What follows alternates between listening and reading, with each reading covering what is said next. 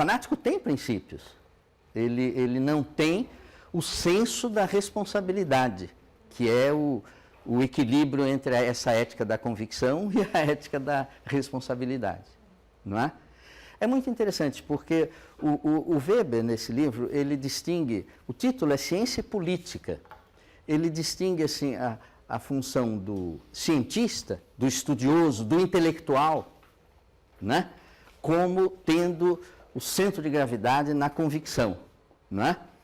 E a ética associada ao político, ao que desempenha funções assim, é da responsabilidade. Mas ele não faz isso para poder separar, ele fala de duas vocações. Eu me sinto mais vocacionado para trabalhar nessa frente do que naquela. O outro mais naquela do que nessa, mas não dá para separar essas coisas, não é? Nós estamos falando de duas coisas que certamente têm uma interseção, porque eu não posso me anular como pessoa para dizer eu estou servindo ao povo. Aí eu virei o fanático a que não é, você está se referindo, André. Bom, olha, outra lista de encrencas poderosas assim, a gente veria pensando só na questão educacional, não é? Vejam, a epistemologia e a didática, é um par desses, ó. A gente quer desempenho na sala de aula, do professor e tudo. A epistemologia é como a teoria e a ação. Agora, a teoria sobre o conhecimento é que está nesse rótulo de a epistemologia. O modo como você pensa, não é? Influi diretamente no modo como você age. Eu quero ações, eu não quero belas teorias apenas, não é? Então, esse casamento, meios e fins é fundamental. Houve uma época, isso já passou, né?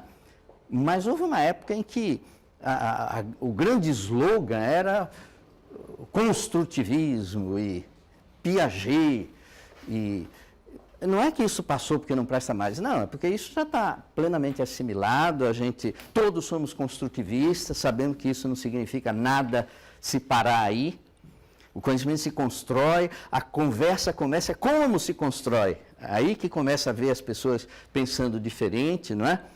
Mas numa época áurea assim do Piaget e do construtivismo, num sentido muito simplório, não é? Um trabalho de mestrado, de doutorado, começava praticamente assim. Esse trabalho, não é? Usa toda a metodologia, o referencial construtivista e não sei o quê, aí dava uma aula enorme sobre o construtivismo, para depois ir falar sobre o que era o trabalho, que muitas vezes não tinha nada a ver com o pressuposto, né? E aquele alinhavado todo teórico inicial. Ou então, pior ainda, o trabalho era assim. E o trabalho não é piagetiano, não é baseado no construtivismo, porque se fosse, aí explica tudo do mesmo jeito e depois volta para o trabalho. Não é? Parecia que era uma coisa solta, assim, né? Então, a epistemologia tem que estar diretamente ligada com a didática, né? Mas o fim está lá, eu quero o desempenho do professor. O conteúdo e a metodologia é uma coisa parecida, né? O conteúdo é fundamental, mas o conteúdo não é fim. Na escola básica é trágico pensar que o conteúdo é fim. Eu dou aula de matemática e vou para a escola dar aula de matemática. Por quê? Porque se os alunos não aprenderem matemática, eles vão ficar sem saber matemática.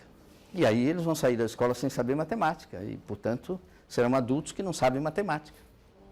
Isso é o discurso que para no meio, né? Eu quero que eles saibam matemática, para quê mesmo? Isso eu já esqueci. Mas eu sei que é importante saber matemática, né?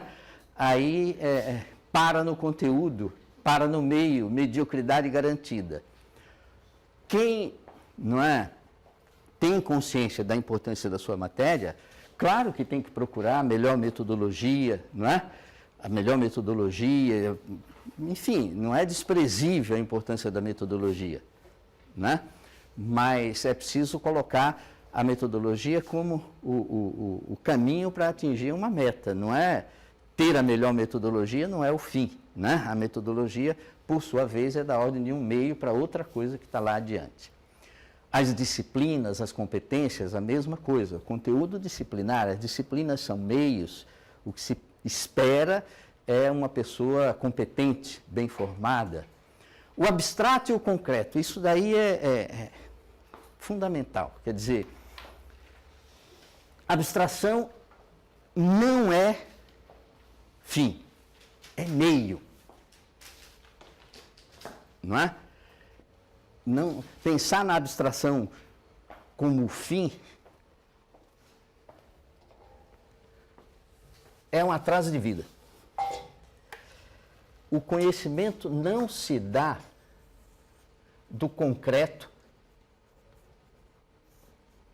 em direção ao abstrato. Não é assim que se dá o conhecimento. Isso é um discurso que tem aderência. Se você falar, vai ter um monte de seguidores. Não, tudo tem que partir do concreto, não é? E ir em direção ao abstrato. Mas isso, na verdade, é paradoxal. Se a coisa funcionasse assim, quanto mais você progride no conhecimento, mais abstratos fica.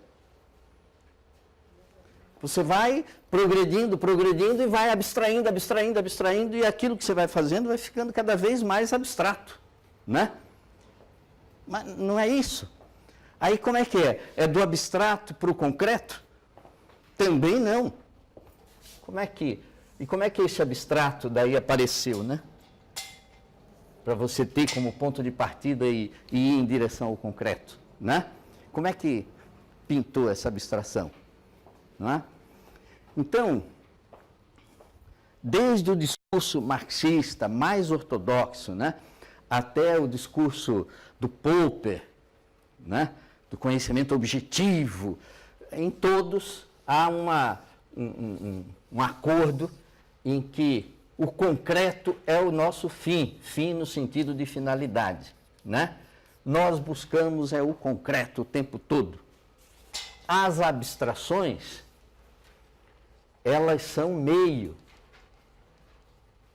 As abstrações são meios para eu passar de um concreto bruto para um concreto elaborado, pensado, concreto de pensamento, né? Quer dizer, eu olho para um concreto, que é o meu ponto de partida, que é o meu ponto de chegada, eu olho para o concreto, mas eu não entendo muito não, o concreto é complexo, é meio bruto, né?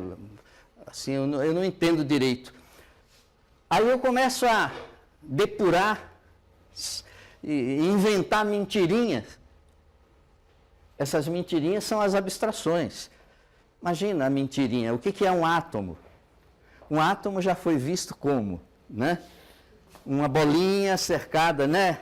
Assim como a Terra e o Sol, a Terra é um planeta, e tinha o núcleo, e os elétrons tudo andando em volta, tudo bonitinho, né? Isso é uma mentira. Uma doce mentira, uma mentira do bem, mas uma mentira, né? Mentira no sentido de uma abstração, de uma simplificação. Hoje o modelo do átomo é outro, muito mais complexo, não é? Muito mais difícil, né? Até de falar, mas os modelos são, não é? Abstrações, são simplificações que nos levam a ver o concreto de uma outra maneira. Em vez de ser um concreto bruto, agora é um concreto elaborado. Em vez de ser uma máquina bruta que põe aí na minha frente, eu por meio de abstrações, eu acabo chegando numa planta da máquina, num desenho da máquina. Putz, o desenho é super abstrato, a máquina que está aí é que é concreta. Não, o desenho é concreto, né? O desenho é concreto, mas é um concreto de pensamento, é uma coisa elaborada, não é? Então, a abstração é sempre meio. E quanto mais eu prossigo nesse processo, mais eu tenho uma elaboração, um nível de elaboração diferente do conhecimento, um concreto elaborado, né? Isso não tem fim. É um processo que eu progrido nele, né? Fico mais consciente das coisas e quanto maior o nível de elaboração, quanto maior, não é? Mais amplas as abstrações. Mas, então, não é assim que o fim é o abstrato, porque seria andar contra o patrimônio aí, né? Buscar cada vez mais abstração. As tecnologias na educação também são um exemplo interessante de meios e fins, não é? Aí mais simples. A comunicação e a doutrinação. A comunicação, quer dizer, agora mesmo, ontem, hoje, anteontem, está se discutindo aí que o Congresso acabou de aprovar uma lei que sobre a liberdade da imprensa. Vocês viram? Não é? As pessoas têm direito de resposta. Tem o direito de resposta, em igual medida, em menos de uma semana. Não, até no prazo máximo de 7 dias. Enfim, não precisava dessa lei, porque qualquer um que se sente ofendido, já há recursos, já há modo de ele procurar a lei, não é? A lei existe, difamar, mentir, tudo isso é pecado mortal, não é? Isso aí, o que vai, a intenção maior é de limitar a comunicação. Se você é como a questão da prova e do indício. Você tem indício, você ainda não tem a prova, mas você tem indício e tem que trabalhar nos indícios para poder ver se prova ou se não prova. Então você usa o condicional, seria. A língua tem recursos para isso, mas o fim dos recursos é você dizer proíbe a comunicação, a menos que, né, seja uma prova cabal e não é função da imprensa, proíbe a comunicação. E aí a derrapada, quando o que as empresas de comunicação falam, isso daqui é que passa a ser a linguagem oficial, né? Sem contestação, isso aí você pula para um outro lado, que é o da doutrinação, pura e simples. A questão da avaliação também, a avaliação é meio, né? Não se separa dos fins, você avalia a qualidade, avalia, não é? Se está caminhando na direção da realização do projeto. A avaliação é meio para alguma coisa que não dá para separar, mas parar na avaliação, parar no meio é o exemplo do procedimento medíocre, né? De parar no meio, porque a gente, no Brasil, por exemplo, tem avaliação de mais e ação de menos, né? Muita avaliação. Esse ano foi alvissareira aí a suspensão do exame da ANA, da alfabetização, né? Na idade certa aí. Foi suspenso por quê? Bom, não tem dinheiro. Foi o primeiro exame desse que foi suspenso. Do ponto de vista de custo, seria muito mais justo suspender o Enem, em termos de custo. Não, bom, tá bom, suspender o Enem não dá, mas suspender a TRI na avaliação do Enem. A TRI, em termos de custo, não é? É um absurdo. Então, paga alguns corretores, né? Bastante corretor, bastante e tudo, mas esquece essa tecnologia sofisticada, né?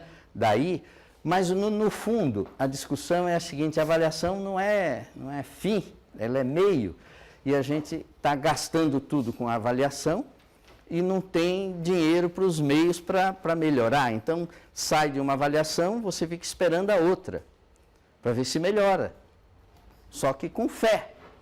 Apenas fé e pouca ação, não é? Torcendo para na próxima o resultado ser melhor. Mas o que vai fazer entre aqui e a próxima? Isso deixa a vida me levar, né? É isso. O meio pode ser o lugar da mediocridade, não é? Não estou generalizando, mas quando você esquece a perspectiva dos fins, o meio tem uma conotação negativa. E a ideia de meio está associada assim, sempre a essa ideia de média, né? De fazer a média, a virtude está no meio, né? Uma máxima aristotélica, até a virtude está no meio, mas a pessoa está no fim, não é? Então é preciso considerar a importância do meio, mas juntando com o fim. Algumas frases relacionadas com essas contraposições dos slides anteriores estão aqui. A virtude está no meio é uma máxima aristotélica, né? Mas é preciso pensar nas pessoas. Nessa relação entre fins e meios, um par que já foi examinado aqui, mas que está presente, né, tem uma interface grande com essa relação, é o par direitos-deveres, e a caráter anfíbio aí desse par, direito e dever, tanto meio como fim, né? Muitas vezes só se pensa de um dos lados desse par. Nessa história de a virtude está no meio, a grande mensagem que fica mesmo é que a grande desgraça, em qualquer contexto, é o extremismo. Então, se a virtude está no meio, é, na verdade, um libelo contra os extremismos, né? Qualquer extremismo, fanatismo, né? É a forma mais pura de manifestação de intolerância, não é? E tudo isso, ó, a questão da grande cadeia do ser, a grande cadeia do ser é um livro de um biólogo, né? O Lovejoy, e um livro que é um livro antigo, mas que se coloca em sintonia com a Constituição Suíça, que a gente comentou aqui outro dia, que não fala mais nem de ser humano, nem de pessoa. No texto da Constituição está toda criatura, né? Toda criatura, e por criatura se inclui animal, planta, e é muito mais do que falar da pessoa, né? Então, a grande cadeia do ser é um livro que coloca essa cadeia do ser, cadeia no sentido do mais simples até a complexidade da pessoa, né? Mas começa numa pedra, uma planta e vai subindo, né? E tudo bem, assim, mas a gente vê que são níveis diferentes, mas há uma certa continuidade nessa grande cadeia do ser, que é a mensagem principal do Lovejoy. Mas isso não elimina a distinção assim nítida entre ter consciência ou não ter consciência, não é? É um ônus, é difícil, é a questão considerada hard, difícil mesmo das ciências cognitivas, né? Da sociologia, da antropologia, da política. Quando é que tem consciência, quando é que não tem, né? A partir de que ponto tem, não tem, essa é a questão difícil. A massa não tem consciência. A massa, o fenômeno da massa, né?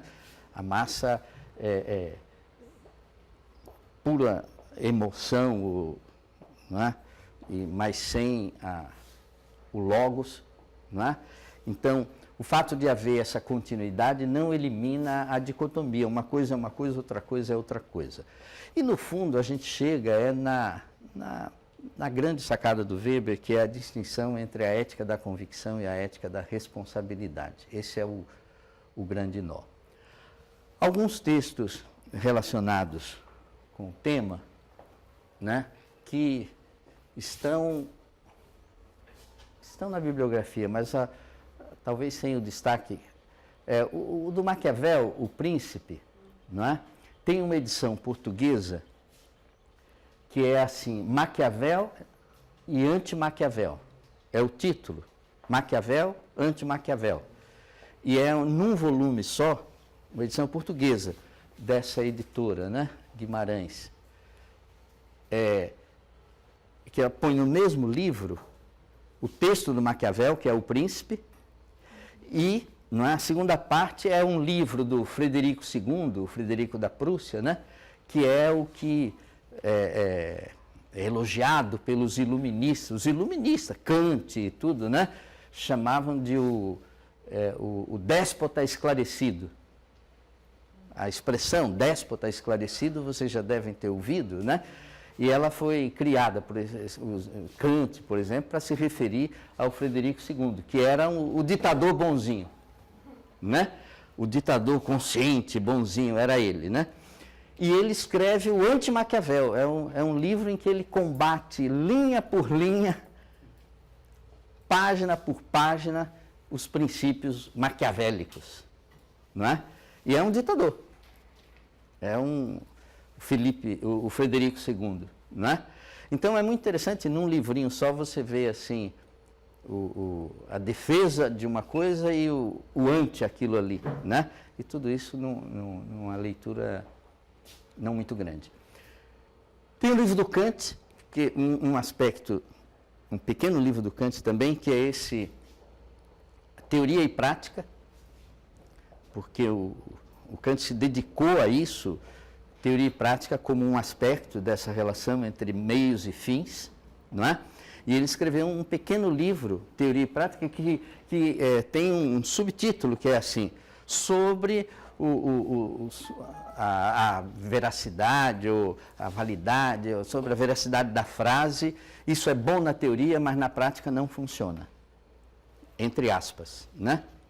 O Kant, no livro Teoria e Prática, ele diz sobre o suposto, a suposta afirmação, né? A afirmação comumente aceita de que isso é bom para a teoria, mas na prática não funciona. E ele detona isso, detona de uma vez. Diz, olha, se é bom na teoria, tem que ser bom na prática. Se não funciona na prática, é porque não é bom na teoria, vai buscar lá. Ou então, se não funciona na prática, é porque está sendo mal implementado, vai consertar o modo de implementar. Mas não dá para sustentar que uma coisa é boa para a teoria, mas sem sentido na prática.